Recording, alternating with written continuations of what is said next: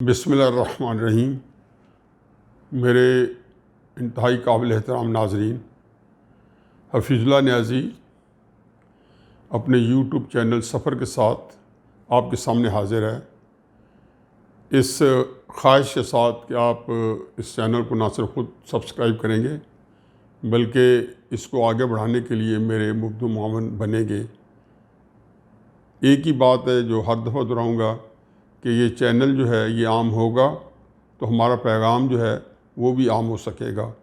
और जो लोग मेरी बात से मुतफ़िक हैं, मेरा ख़्याल है कि हम लोगों को अपनी आवाज़ को मज़बूत बनाना है, तो हमें इकट्ठे होकर इसको ज़रूर से ज़्यादा बढ़ाना है। और जो मेरे अंदर सुकम या कोताही हैं वो मुझे आप बराह रास्त जो हैं इस पर कमेंट करके पोस्ट करके मुझे बताएंगे ताकि उसमें इम्प्रूव किया जा सके, या आपकी मजबूत बात जो है जो मुझसे ज़्यादा बेहतर है मैं उसको लेके आगे बढ़ा सकूं।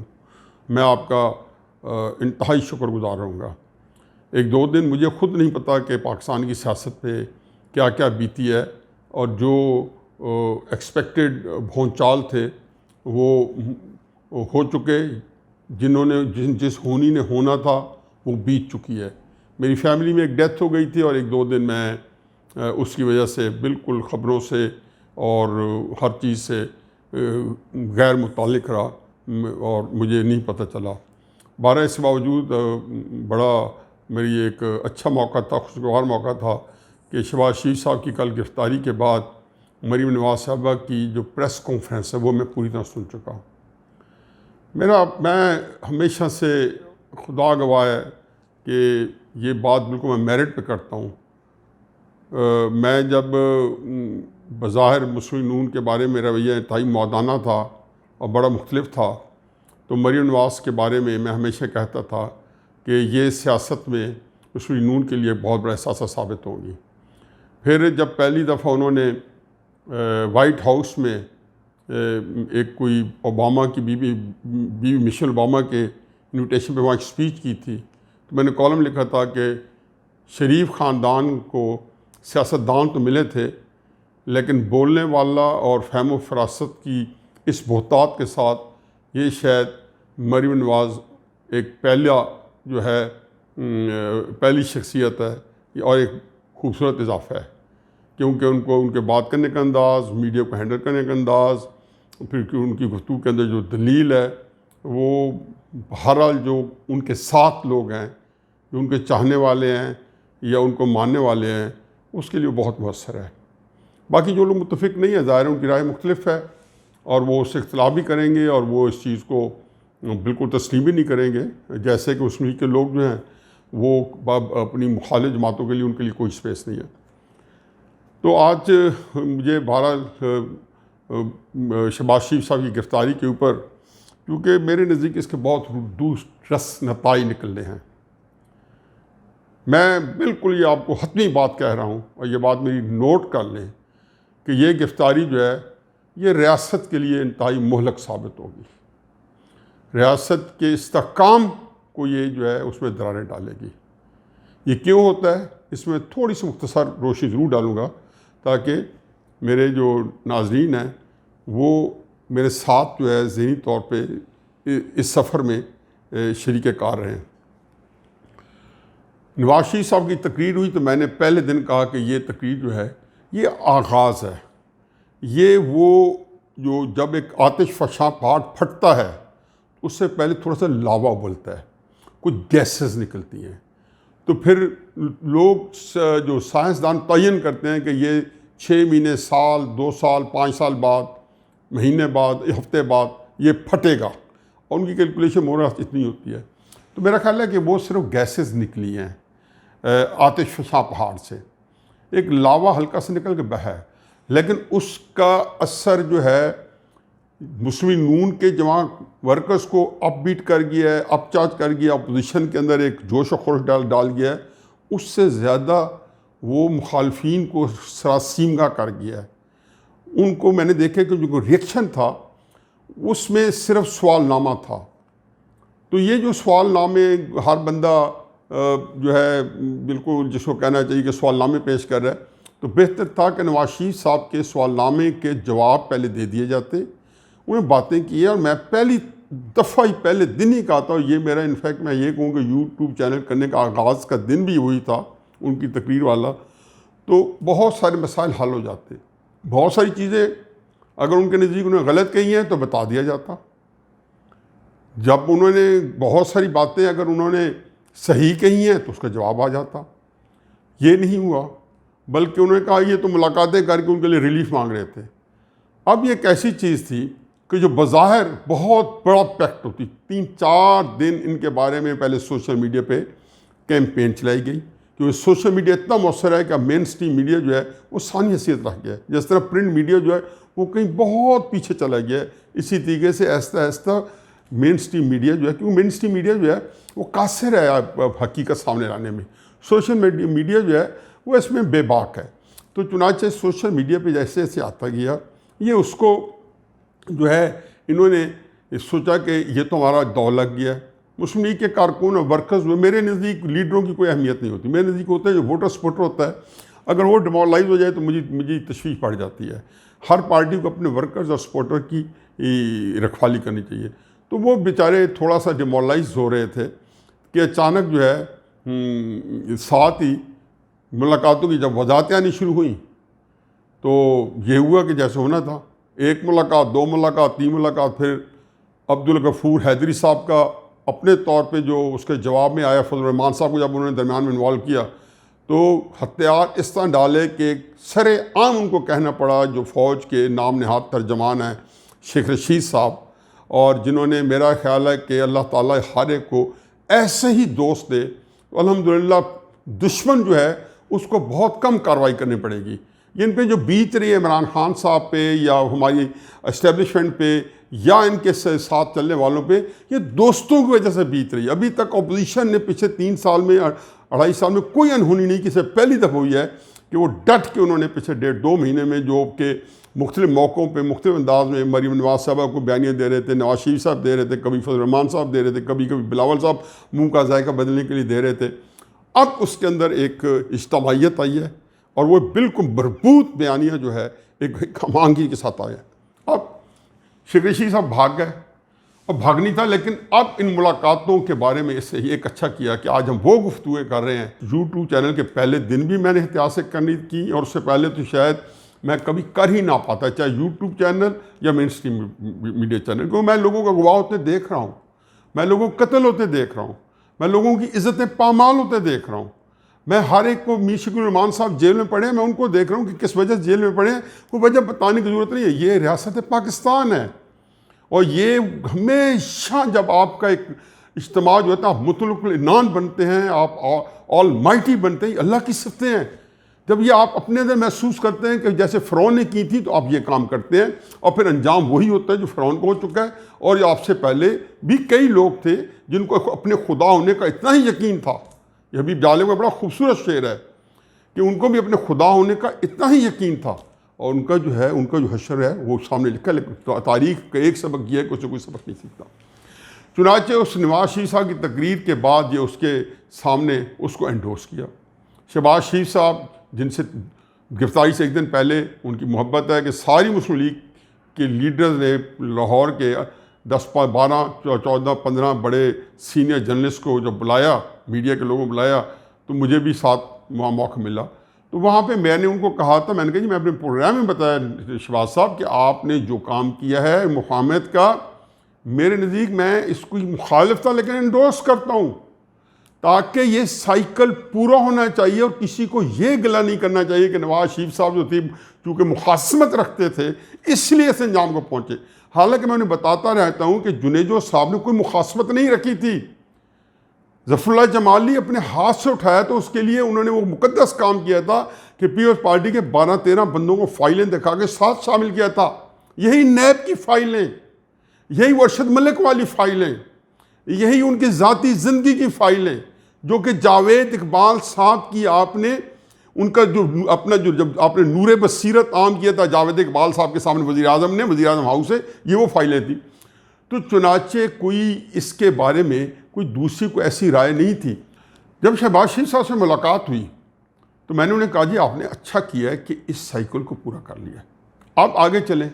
शहबाज शरीफ साहब थोड़े से डिफेंसिव हुए। उन्होंने कहा जी ये मेरा एक वतीरा है। मैंने कहा मैं उसको क्रिटिसाइज़ नहीं कर रहा हूँ, बल्कि मेरे लिए तो ये एक चीज़ जो है जिसको कहना चाहिए कि एक जहन में एक मखमसा रहता कि यार हम रोक तो रहे हैं, शायद हो सकता है मुफाहमत। मेरे सामने पाकिस्तान की तारीख थी 1951 में लियाकत अली खान को के ख़िलाफ़ मार्च के जनवरी में यहाँ में हमें अंग्रेज़ों ने फ़ौज पाकिस्तान रॉयल पाकिस्तान आर्मी से पाकिस्तान आर्मी में बनी तो मार्च में कू कर दिया। अल्लाह के फजल से कू तो कामयाब हुआ, लेकिन जो कू से दिमाग में बात आ गई थी, चंद महीनों बाद लियाकत अली खान को शहीद कर दिया गया। फिर 1958 में आए, एब्डो लॉ आया। उन्हें कहा जी 1300 वो लोग थे जो इंतहाई करप्ट थे। ये कौन थे? ये पाकिस्तान बनाने वाली पार्टी थी।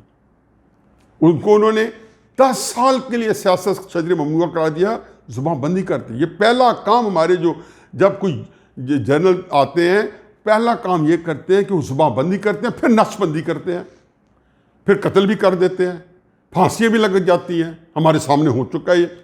तो चुनाचे 10 साल हमारे इंतहाई कीमती सियासतदान एक एक का नामों पर हैरान परेशान रह जाएंगे कि वो लोग जो पाकिस्तान के माथे का झूमर था, अयूब खान ने उनको एब्डो करके 10 साल के लिए पाबंद कर दिया कि ये करप्ट सियासतदान है, करप्ट सियासतदान है 58 के अंदर। फिर उसके बाद जब भी ये आए, नैब लॉ बना। मैं आज भी अल्लाह के यकीन हाजिर नाज़िर जाने कहता हूँ कि अल्लाह के आगे दुआ गो हूँ कि नैब लॉ रहना चाहिए। इससे जो इन्होंने भुगतना था भुगत लिया है। वो कहते हैं कि you live by the sword, you die by the sword. इंशाअल्लाह ये नैब लॉ जो है, मेरी बात लिख लें, मैं रहूं या ना रहूं, ये बात नोट कर लें कि नैब लॉ के तहत इन्हीं लोगों को जिन्होंने इस्तेमाल किया है, मुशर्रफ से लेके आज तक, जो सियासतदान उसके शामिल हैं, उसका हिस्सा बने, उसको नाफिज करने में जो एस्टेब्लिशमेंट को लोग नाफिज करें, खुदा गवाह कि ये फंदा अगर उनके गले में ना लटके, आप कहना कि हफीजुल्लाह न्याज़ी जो था उसको किसी बात का इदराक नहीं था, वो एक गब्बी आदमी था, इस तरह की फजूल की हाँकता था। मैंने मार्च 2018 में जंग में एक कॉलम लिखा था, और जो आज हो रही है इसकी सारी निशानदेही कर ली थी। बताया कि तहरीक इंसाफ इक़्तिदार में आ जाएगी, बताया था कि पंजाब में भी वो कोलिशन गवर्नमेंट बता देगी, बताया था कि उसके बाद क्या होगा। फिर मैंने बताया था कि फिर नवाज शरीफ साहब के साथ जो आप करेंगे वो जेल में होगा, इंडिया कश्मीर में और बाकी जगह पाकिस्तान के साथ क्या करेगा, सीपैक के साथ क्या होगा। और जब नवाज शरीफ को बुलाने जाएंगे, जब याया खान नूर अल-अमीन को और भुट्टो साहब को बुला के लाया था, तो मेरा जिस्म कांप जाता, मेरी रूह अंदर से तड़प जाती है कि उस पाकिस्तान का क्या हाल होगा। अब होनी ने होना है, वापसी के रास्ते हमने बंद कर दिए। अयूब खान ने पॉलिटिकल वैक्यूम पैदा किया था और पाकिस्तान की वाहिद बानी पार्टी को उसने सफ़हस्ती से मिटाया था। इलाकाई जमातें पैदा हुई थी, मकबूल हुई थी, और हर जगह से KP से एक पार्टी थी, बलूचिस्तान से एक पार्टी थी, सिंध से एक पार्टी थी, पंजाब से एक पार्टी थी, और मशरक़ी पाकिस्तान से एक पार्टी थी। और मशरक़ी पाकिस्तान की पार्टी के अंदर चूँकि अग्रेशन ज़्यादा था, अपने हिस्सा लेके लैद हो गए। आज फिर अल्लाह के फजल करम से मुझे पीपल्स पार्टी की किसी बात से इत्तफाक नहीं, नज़रियाती तौर पर मैं उनका शदीद मुखालिफ हूँ। उनका किरदार भी अपने ज़ियत के मुताबिक भुट्टो के साहब के दौर से ही उसके मुताबिक नहीं रहा, इसलिए मुझे बिल्कुल उनसे नफरत नहीं। मेरी कुछ 100% लाइकिंग मुस्लिम लीग नून के लिए भी नहीं है। मेरे बहुत तफसात है। मैं इमरान खान साहब के साथ था, मेरी उनसे साथ लाइकिंग नहीं थी। मुशर्रफ का जब साथ दे रहे थे, रेफरेंडम के लिए वोट मांग रहे थे, मेरी उनकी इंतहाई चपकलिश थी, नाराज़गी थी, क्योंकि मैं उन लोगों में था जो फ़ौज को सपोर्ट भी करता हूँ 77 में पीपल्स पार्टी के गुस्से में, और उसका अंजाम भी देख चुके हैं पाकिस्तान में उसका क्या अंजाम हुआ है। तो गुजारिश मुख्तर मेरा टॉपिक गिरफ्तारी से ज़्यादा ये है कि ये जो गिरफ्तारी है, इसने पाकिस्तान की फेडरेशन पे आखिरी कील ठोकी है। तो पीपल्स पार्टी में मुझे एक ही बात अच्छी लगती थी कि पार्टी फेडरेशन की थी, 100 इख्तिलाफ के बावजूद। मुस्लिम नून जो है पार्टी फेडरेशन थी, तहरीक इंसाफ पार्टी फेडरेशन की है। ये तीनों पार्टियां जो हैं, ये तीनों पार्टियां नेज़े की अन्नी के ऊपर आने वाली हैं। 2 आ चुकी हैं, तहरीक इंसाफ का नंबर लगा हुआ है। चूँकि इमरान खान बेवकूफ़ है, चूँकि इमरान खान ज़हनी तौर पर सियासी तौर पर फारिग है, उसके इसका इदराक नहीं है। मैं खुद जैसे इक़्तिदार में आए अपनी उसके खिलाफ किया और नईमुल हक साहब, क्योंकि उसमें मेरा ख्याल था कि वो बीमार है, इमरान खान के अंदर उनका जज्बे हमदर्दी होगा और वो बात ही पहुँचा देंगे, उनके मैंने गोश गुजार की कि नईमुल हक, इमरान खान को बताओ कि पीपल्स पार्टी और मुस्लिम लीग की हिफाजत करो, तुम्हारी ये हिफाजत है, उसे कान ना धरे। और या उनको समझ नहीं आई बात की, या उन्होंने आगे की और आगे आगे आगे उसको पिजराई नहीं मिली। फिर चंद महीने बाद सैफुल्लाह न्याज़ी साहब नान इक़्तिदार संभाली, उनको उन्होंने अपना नंबर 2 चुन लिया और उन्होंने उसको वापस तहरीक इंसाफ में लेके आए। मैं उनके ऊपर आने के बाद 2-3 महीने बाद फिर किया अपने मिजाज के ख़िलाफ़। मैं किसी को चिमटे से उठाने के काबिल नहीं हूँ। मेरे वालिदैन ने पूरी ज़िंदगी 50-60 साल सियासत की और अपोजिशन के अंदर एक ही लगी है। एक दिन हम किसी को जो है हुकूमत में आने का तजर्बा नहीं है, ना मुझे तजर्बा है। अब तो आदत बन गई, खसरत बन गई अपोजिशन की सियासत करने की। तो मुझे हुकूमत के लोगों से मिलते हुए वैसे ही कराहत होती है, चाहे वो अपनी हुकूमत क्यों ना हो। तो सैफुल्लाह को कब मैंने ये बात कही, मैंने कहा ये आप समझिए पाकिस्तान को तबाह ना करें, मैं मुल्क के बारे में फ़िक्रमंद हूँ। ये लोग जो हमारी एस्टैब्लिशमेंट है, ये इनके अंदर एक हवस इक़्तिदार है चंद लोगों में, ये उसके लिए कहाँ से कहीं से कहीं चले जाएंगे। आप जाके मेरा पैगाम दे दें। ज़ाहिर है सैफुल्लाह खान यहाँ मौजूद हैं, उनको पाए। मैंने कहा तहरीक मुस्लिम नून की और मुस्लिम इनकी जरदारी अपना पीएस पार्टी की आप जो है उसको ख़त्म ना होने दें। मुंह पे गालियाँ देते रहें, पीछे से उनसे रब्ते रखें। आप उनके साथ रह चुके हो, आप मुनाफिक नहीं हो, तो आप उनकी तारीफ़ें कर चुके हो। ये 92 के अंदर एवन फील्ड हुआ था, आपने तो उनके वो गुण गाए हैं। सोशल मीडिया पे आपका नूर बसीरत वो आम हुआ है, जिसके अंदर आप नून की तारीफ़ें कर रहे हो और फौज को गाली निकाल रहे हो। एक एक चीज़ लोगों को असबर है, सामने है। तो अपने आप को धोखा ना दो, अपने लोगों को जो है बेसिकली उनको मिसगाइड कर रहे हो। और अब समझो सियासत के अंदर ये आपकी हिफाजत है। आज अल्लाह के फजल करम से पाकिस्तान की सियासत फिर इख्तिताम पजीर है।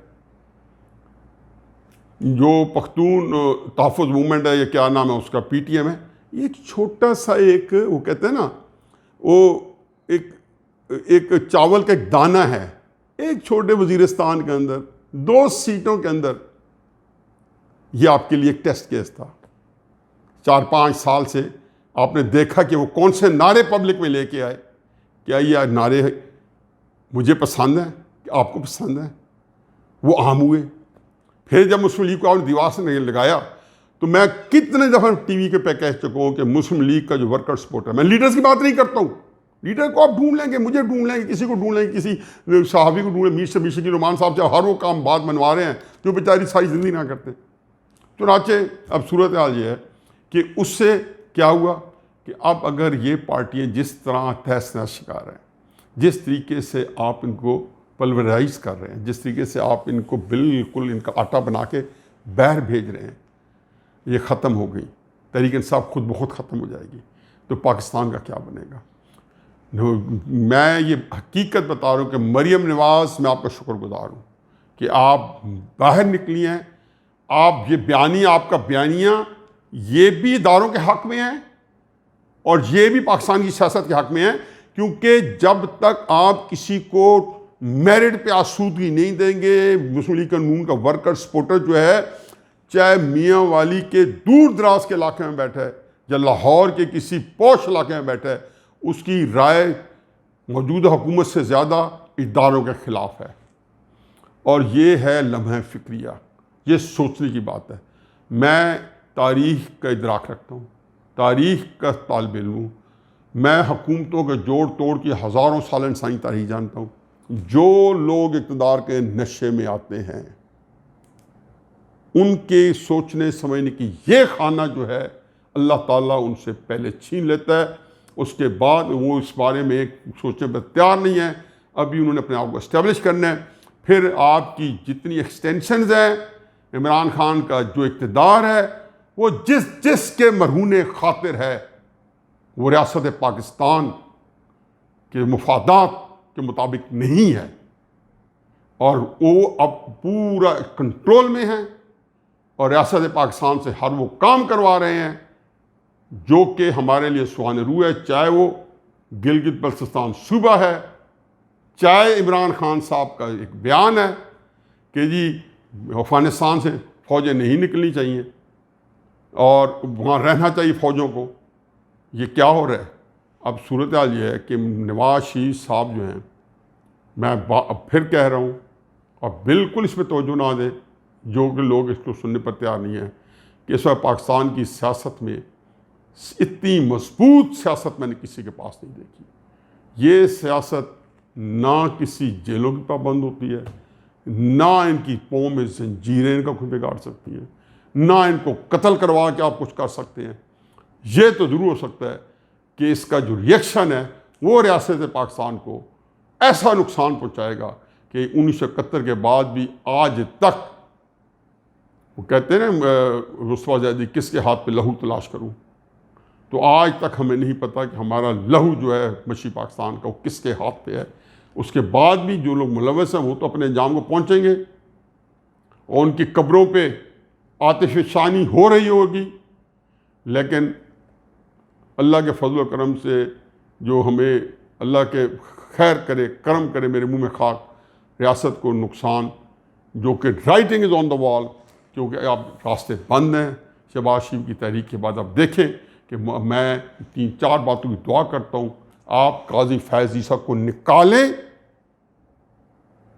तो रोशनी होंगी, आप फजल रहमान को नैब में बुलाएं तो एक नई आप चीज़ देखेंगे कि शायद क्या रुख इख्तियार करती है। मरियम नवाज को फिर गिरफ्तारी करेंगे, फिर अगला एक आइटम चलेगा, फिर उसके बाद शाहिद खाकान अब्बासी को गिरफ्तार करेंगे, फिर आइटम चलेगा, फिर अब राना सनौला को गिरफ्तार करें। और अगर बिलावल साहब ने और उन्होंने देखा कि वो भी बतले हुर्रियत बनने की कोशिश कर रहे हैं, तो अगर उनको गिरफ्तार किया तो फिर अब सिंध के अंदर से देख लेंगे। तो ये सारी वो चीज़ें हैं जो होकर रहनी है। इसके बारे में कहेंगे तो मैं आपको एक एक चीज़ के बारे में अब भी बता दूंगा। मेरे पास ना क्रिस्टल बॉल है, ना मैं जादूगर हूँ, ना मैंने जूमी हूँ, लेकिन मैं आपको 100% बता रहा हूँ कि आपके ऊपर 2021 कैसा बीतेगा, 2022 कैसे बीतेगा, 2023 कैसे बीतेगा। मैंने गड़गड़ा के इमरान खान के इक़्तिदार में आने की दुआएं आखिरी दिनों में मांगी थी कि अल्लाह ताला कोई हादसा न हो जाए, इक़्तिदार में आए, ताकि आप लोगों को सबको जिन्होंने ये जुर्म किया पाकिस्तान के ख़िलाफ़ इमरान खान को लाने का, उनका सबक सीखना ज़रूरी है।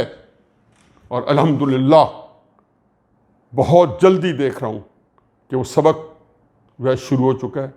होनी ने होके रहना है और इस तरह के कामों में इस तरह तो होता है। बहुत बहुत शुक्रिया।